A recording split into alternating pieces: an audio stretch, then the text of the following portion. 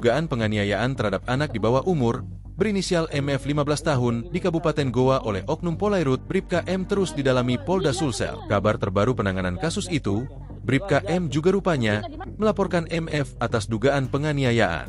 MF dilaporkan Bribka MF karena diduga menganiaya anaknya yang masih berusia 3 tahun.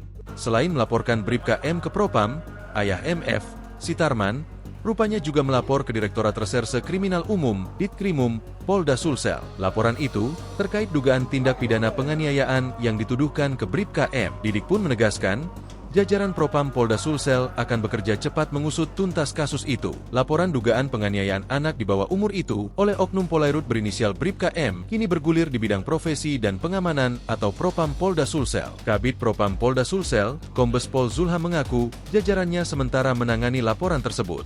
Terkait dengan penganiayaan itu, sebenarnya itu saling melapor karena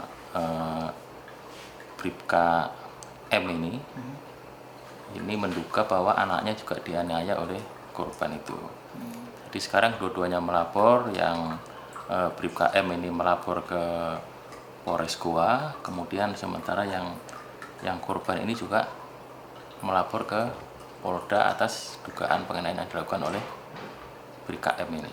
Nah, jadi yang di Goa ditangani Goa, kemudian yang terkaitkan kasus anggota ini ditangani di Polda, baik itu di Reskrimum maupun di Propam.